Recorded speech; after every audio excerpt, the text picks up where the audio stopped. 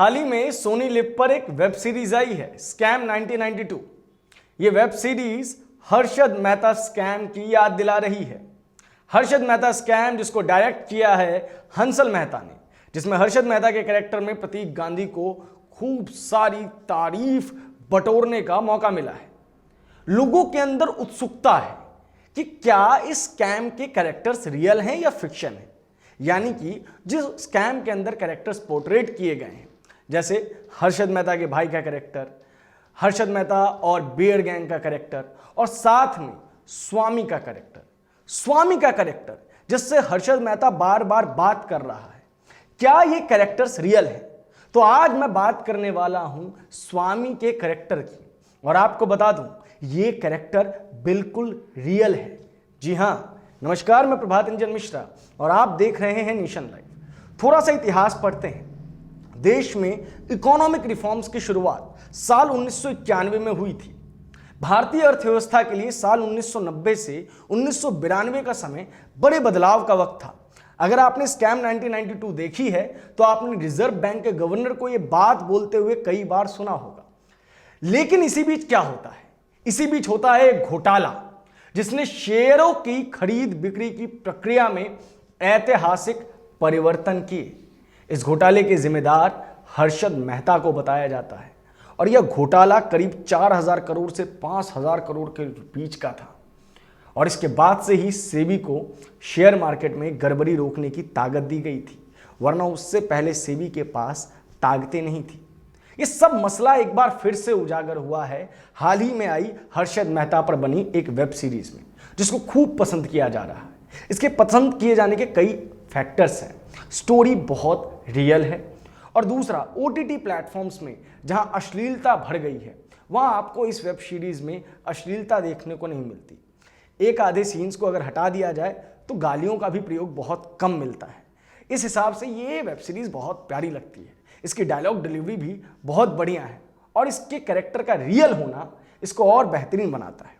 हर्षद मेहता पहला कैरेक्टर जितनी तेजी से शेयर मार्केट की सीढ़ियों पर चढ़े थे, वो उतनी ही तेजी से नीचे फिसले भी। उन पर उस दौर के सबसे बड़े कारोबारी घोटाला करने का आरोप लगा था, और इसमें तत्कालीन प्रधानमंत्री पीवी नरसिम्हा राव भी घेरे में आए थे। उसी दौर में एक और नाम था जो सामने आया था, वो था चंद्रा स्वामी का। जी हां, वही स्वामी जी जिनका जिक्र हर्षद मेहता बार बार कर रहे थे वेब सीरीज में। कहा जाता है कि चंद्रा स्वामी की मदद से ही हर्षद मेहता का घोटाला लंबे वक्त तक ठंडे बस्ते में रहा था। तो ये चंद्र स्वामी था कौन और ये उतनी ऊपर पहुंच कैसे गया? आज आपको सिलसिलेवार तरीके से इसी चीज के बारे में बताएंगे। आपको बता दूं कि चंद्रा स्वामी एक तांत्रिक था, और उसके बारे में कहा जाता है कि वो पूर्व प्रधानमंत्री नरसिम्हा राव का आध्यात्मिक गुरु था। 1991 में जब पीवी नरसिम्हा राव देश के प्रधानमंत्री बने तो उसके तत्काल बाद चंद्र स्वामी ने दिल्ली में एक बहुत बड़ा आश्रम बनाया। कहा जाता है कि यह जमीन उन्हें इंदिरा गांधी ने दी थी। चंद्रा स्वामी का जन्म 1948 में हुआ था, और आपको बता दूं कि चंद्रा स्वामी का नाम चंद्रा स्वामी है ही नहीं, उसका नाम है नेमीचंद जैन। वो जैन समुदाय से ताल्लुक रखते थे और इनका जन्म राजस्थान में हुआ था। जिनके पिता के साथ ये हैदराबाद आ गए थे। वैसे तो बड़े बड़े नेताओं से लेकर अभिनेताओं तक तांत्रिक चंद्रा स्वामी के भक्तों की लंबी फहरिस्त थी, लेकिन इनमें एक प्रमुख नाम था, और यह प्रमुख नाम और कोई नहीं, ब्रिटेन की पूर्व प्रधानमंत्री मार्गरेट थैचर का था। इस संबंध में पूर्व विदेश मंत्री नटवर सिंह ने अपनी किताब walking with lions tales from a diplomatic past में लिखा है कि उनके माध्यम से 1975 में वह ब्रिटेन में मार्गरेट थैचर से मिले थे, और उस मुलाकात में ही यह घोषणा कर दी थी कि वह अगले 3-4 साल में प्रधानमंत्री बनेंगी, और यह बात साबित हुई। चंद्रा स्वामी का विवादों से काफी नाता रहा। लंदन के बिजनेसमैन से $1 लाख की धोखाधड़ी के मामले में 1996 में उसको जेल भी जाना पड़ा। उनके ऊपर विदेशी मुद्रा उल्लंघन यानी फेमा के कई मामले चले थे। हथियारों की दलाली के भी कई मामले इनके ऊपर चले थे, आरोप लगे थे। भारत के राजनीतिक गलियारों में विवादित चंद्रा स्वामी एक जमाने में सरकार बनाने बिगाड़ने के खेल में शामिल था। चंद्र स्वामी का असली नाम नेमीचंद जैन है, और उसका जन्म राजस्थान के अलवर जिले के बहरोड कस्बे में हुआ था।